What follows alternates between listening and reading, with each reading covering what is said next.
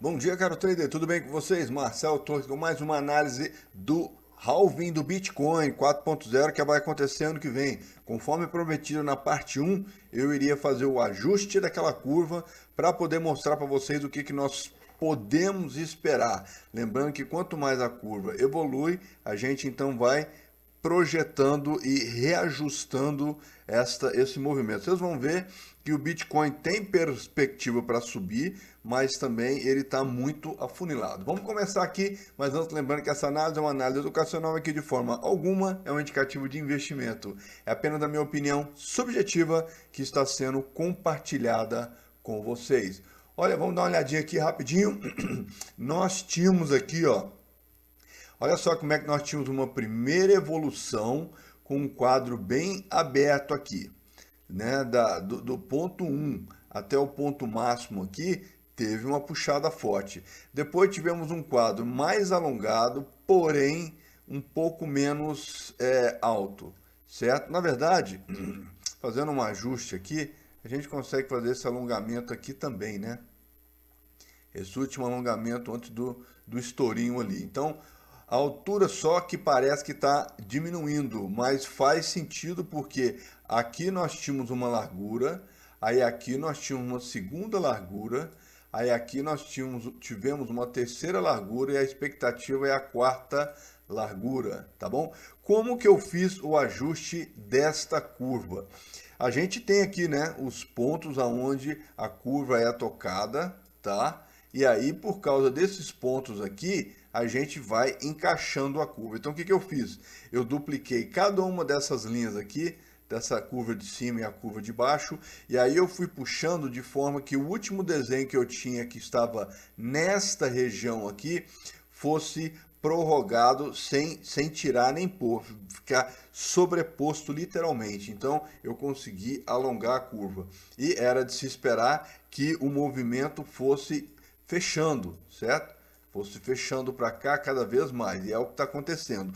Mas notem vocês aqui que mais ou menos antes do meio, geralmente próximo do final do primeiro ano do pós-halving, a gente tem tipo um topo, né?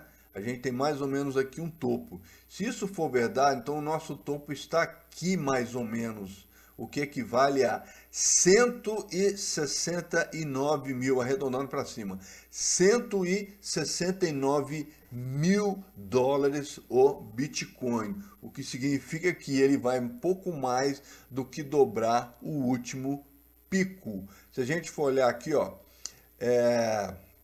bom, vamos pegar desse último pico que ele fez pequenininho até aqui, ele subiu aí 10.300%. Depois disso, ele teve esse fundinho aqui e subiu para cá e tivemos aí 2.400%. Depois a gente teve mais uma viradinha aqui, daqui para cá, tivemos aí, opa, deixa eu pegar aqui, o cara tá na frente, né? Tivemos aí, opa, vamos ter que fazer de novo. Pegando daqui de baixo até lá em cima, tivemos um aumento aí de 500%, ou seja, cada vez mais está diminuindo esse aumento. Então vamos pegar aqui na média, que ele vai ficar mais ou menos aqui. Se ele for para cá e vier nesse topo aqui, ele vai ter aí no máximo 340% de aumento, tá? Na média, estamos chutando que a gente depende do final dessa curva aqui. Agora, a gente consegue ver que literalmente temos uma semelhança, né? Temos um pico, aí temos uma descidinha e aí começamos a ter uma outra subida. Então subiu, temos uma descidinha, teve uma subida e subiu.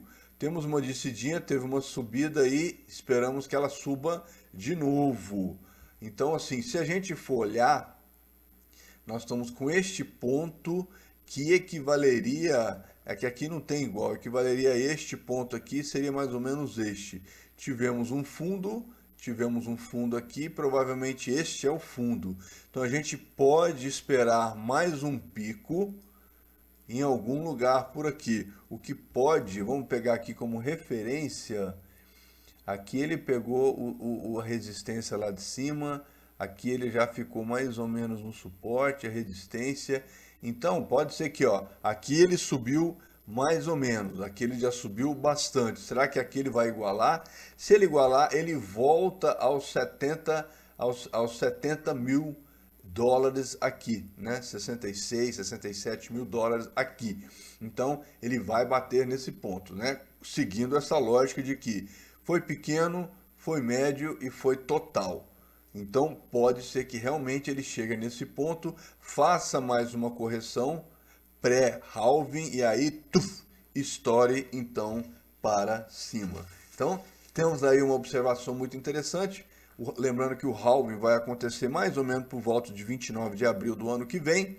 Então, estamos aí há praticamente um ano do halving e temos então esta evolução. O que eu fiz nesse quadrinho azul?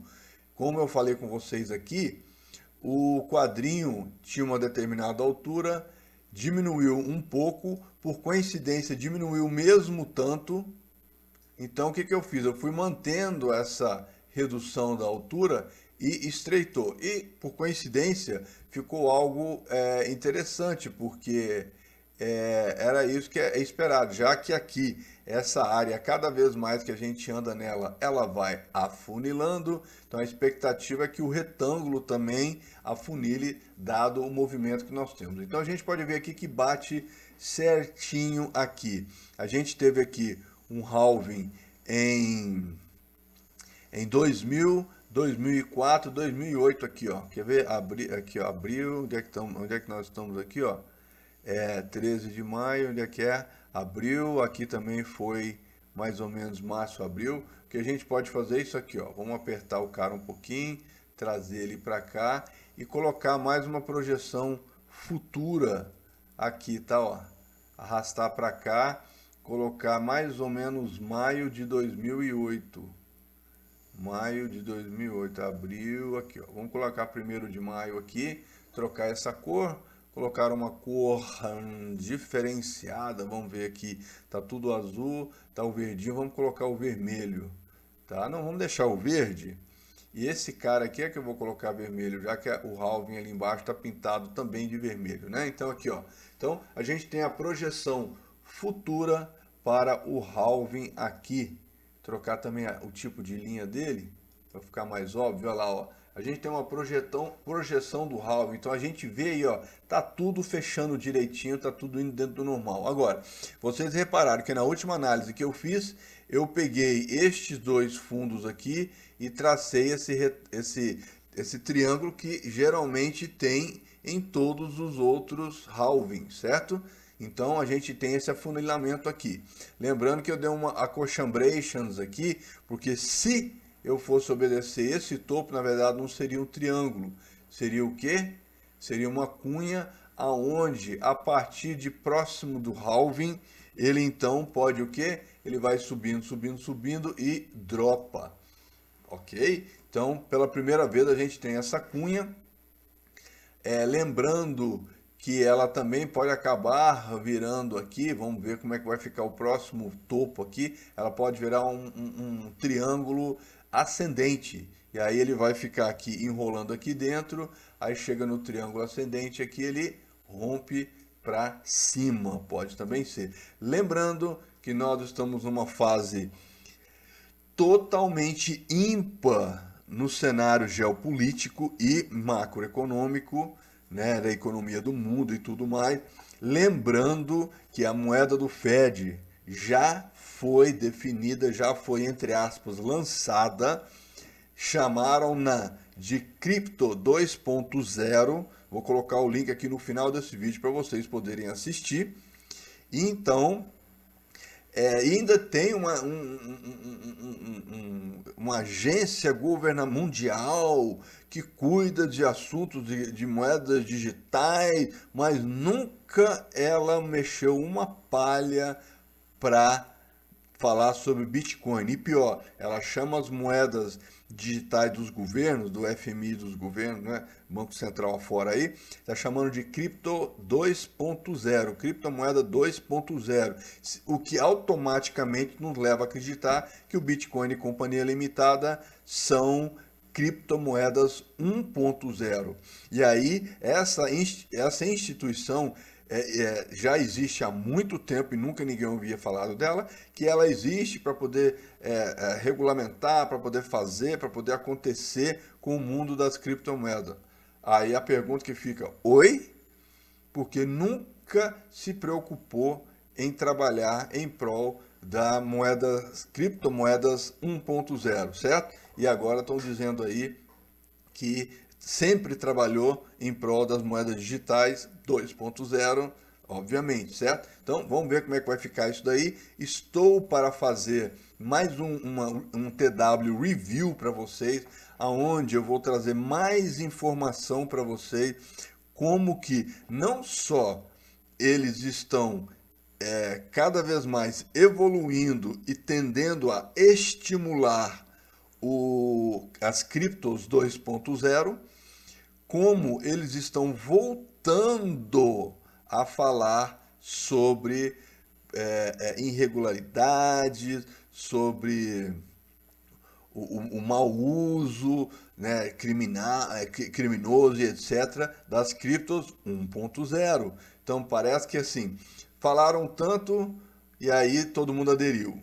Aí agora ficaram calados. Aí agora começaram a falar de novo um tanto, estão falando um tanto das criptomoedas 1.0. Será que é para quê? Para dar uma baixada nela? Não sei. Vamos ficar de olho nisso daí. E aí isso me traz de volta para o gráfico aqui e eu quero mostrar para você que tem uma coisa muito engraçada aqui. Olha como é que no pré-halving, no segundo pré-halving, olha como é que nós tivemos uma evolução do volume significativa, tá? E olha quando tivemos próximo do halving 3.0, olha como é que o volume já reduziu bastante. E depois que ocorreu o pré-halving 4.0, olha como é que o volume é insignificante. Tá? Insignificante. A gente pode ver aqui, ó, que no meados da temporada a gente já estava morrendo aqui, certo? No meados da temporada é que teve uma pequena baixa e depois voltou.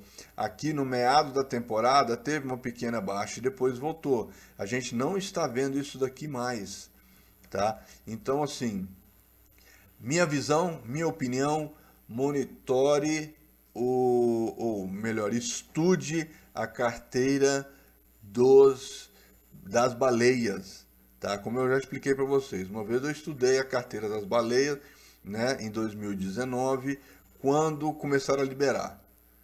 Aí eu tive a curiosidade, falei, meu, quem são esses baleias? Deixa eu olhar o histórico da carteira dela. A carteira dela era sempre rasa. E aí, quando começou a liberação em 2019, que os bancos centrais falavam, ó, instituição financeira, pode colocar um pouquinho lá no Bitcoin que tem problema nenhum. Não põe muito não. Põe só um pouquinho. O negócio fez assim, ó. Aí eu peguei a segunda baleia. Sempre esteve na criptomoeda. De repente fez assim, ó, em 2019. Não sei o que lá. Todo mundo começou a crescer. Aí a pergunta é, pode ser que dentro de uma carteira dessa ou outra fosse um picudão aí, né, que quisesse pôr mais dinheiro, já que os bancos também estavam colocando. Mas coincidentemente, que todas as baleias grandes, eu separei várias delas, várias carteiras de baleia grande, né, peguei aquelas mais rechonchudas mesmo, tirando a Binance que também já estava lá, tirei essa daí e tomei cuidado para não pegar de outras exchanges. Então aí eu peguei, olhei a carteira de cada uma delas e vi que em 2019 todas elas estouraram. Pá, pá, pá, pá. Tava na cara que aquilo ali é instituição financeira. Então vou dar uma reolhada nessas carteiras e convido você a fazer o mesmo, a ver o que é que essas carteiras estão fazendo, se elas estão começando a diluir aos poucos aí, porque a gente sabe que vai vir uma crise aí sem precedentes. Não tem jeito. Lembrando que a crise... mas você está falando isso há um tempão, não vem. A crise só vem de dois motivos. Quando chegou a hora, que eles falam, solta o boneco aí que agora o bicho vai pegar. Ou, putz, deu pau aqui, não tem mais como eu segurar. Tá? Tanto é que se vocês assistirem as reviews, meus TW reviews sobre banco, o último que eu vou colocar aqui no final do vídeo também, vocês vão ver como que o First Republic Bank ele só quebrou porque não teve mais jeito, porque só estavam injetando dinheiro, só estavam injetando em dinheiro nela. E não só o FDIC, né, que é o Fundo Garantidor de Crédito americano lá, como também instituições bancárias maiores estavam pondo dinheiro nela para ela não quebrar. Por quê? Porque ela era banco de rico. Aí quando viu que o negócio ia pro azeite de vez, pro vinagre de vez, o que, que eles fizeram? No meio do dia, no meio do pregão, assim, simplesmente desativaram o banco, já passaram para o outro, já 2 dias depois já tiraram ela da listagem da Bolsa de Valores e olha só, JP Morgan ganhou a licitação, sendo que tem uma série de condições ali onde a JP Morgan não era para estar, ela não só estava, como aumentou a condição dela contra as regras do jogo lá dos Estados Unidos. Então a gente vê o seguinte, é um boné velho danado um atrás do outro. E eu falei, para mim a linha limite é a Terceira Guerra Mundial. Na hora que essa guerra estourar oficialmente, que o negócio azedar de vez e vai azedar, escreva isso daí, na hora que azedar de vez, eu vou falar assim, putz, só, a gente até estava segurando a economia, os bancos já estavam absorvendo toda essa situação que estava acontecendo, mas aí veio a Terceira Guerra Mundial e ferrou tudo. Então, assim, convido-os a monitorar agora cada vez mais de perto as carteiras das baleias e o movimento não só do preço, mas principalmente do volume. Lembra? Princípio da teoria de Down. O volume confirma o preço. Se nós não temos volume brincando no jogo, significa que o jogo está esquisito, né? Tá estranho. Então, vamos ficar atentos. E aí, mais uma vez, eu convido vocês aqui a considerarem olhar o meu curso, lembrando que a caixa maior contém todos os cursos da caixa menor. Agora, de repente você já tem um curso de análise técnica, talvez não seja análise técnica de forma estratégica, que é o que eu ensino aqui, análise estratégica, tá? Mas é análise técnica de forma estratégica. E aí então você pode aprender a analisar indicadores que vocês já viram que aqui eu consigo ter uma alta índice de acerto porque eu sei interpretar os indicadores, principalmente os indicadores que eu criei, estão disponíveis para os ex-alunos durante um ano, todos eles que assim desejarem. E aí, se você quiser ainda aumentar a forma como você lê esses dois, análise técnica, que é ensinar de forma estratégica, mais análise de indicadores, que é o Indicator Action, você então pode adquirir também mais esse curso de visão estratégica. Aí eu amarro todos esses caras e falo, é assim que você tem que ler o gráfico, é assim que você tem que olhar, é aqui que você tem que buscar as notícias, é assim que você tem que interpretar as notícias, ensino tudo isso aqui para vocês. E no final, compartilho com vocês os meus setups aqui no curso de Setup Pro, tá bom? Então, fica o convite aí, espero que vocês tenham gostado dessa análise. Tá aí uma oportunidade para a gente ficar mais atento, mais especializado. Fiz um vídeo curtinho que na verdade era uma propaganda do curso, acabou que ele virou uma explicação de uma história que aconteceu com uma pessoa que focou no fundamentalista e fundamentalista projeta o futuro, lembrando que o análise técnica é que vê o presente, que transmite para o gráfico o sentimento que eles estão tendo, positivo ou negativo do mercado, tá bom? Então é isso aí, pessoal, espero que vocês tenham gostado do vídeo. Se vocês gostaram, sapeca aquele like bacana aí pra mim, tá bom? Pega o link, joga lá pra galera, chama todo mundo pra dentro aqui, compartilhe essa informação porque eu acredito que seja importante para todo mundo, tá bom? Com essa análise na mão, agora é showtime. Forte abraço, fique com Deus, até o próximo vídeo.